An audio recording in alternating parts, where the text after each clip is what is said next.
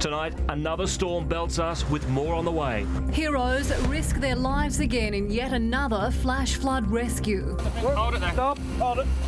The mystery of Murphy's Creek's missing 6-year-old. The wife was washed off the back of the ute a few hundred metres away, and that's the last she saw of her husband or her daughter.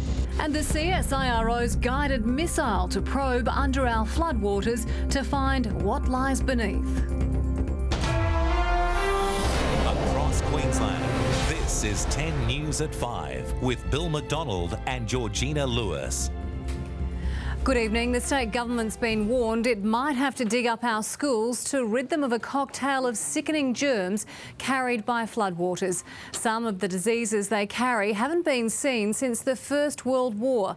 More on that in a moment, but first to Bill, who reports tonight from the Lions training ground in COORPAROO. And Bill, the fight back against these floods continues.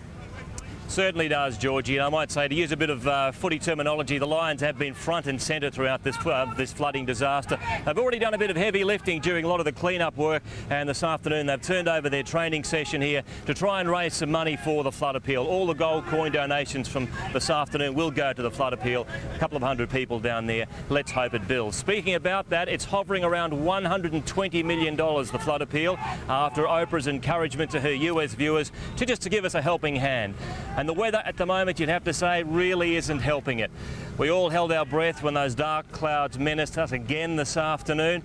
Let's have a look on the radar now. It looked like heavy rain was heading for Brisbane, Ipswich and Wivenhoe Dam again, but so far, fortunately, we've been spared any major storms. Last night, though, more than 50 millimetres fell in some parts, with more than 6,500 lightning strikes. Quite phenomenal. 400 people were left without power. But even now, you'd have to say the atmosphere is still very unstable, and it's a pretty nervous time for residents in low-lying areas ahead of tomorrow's king tide.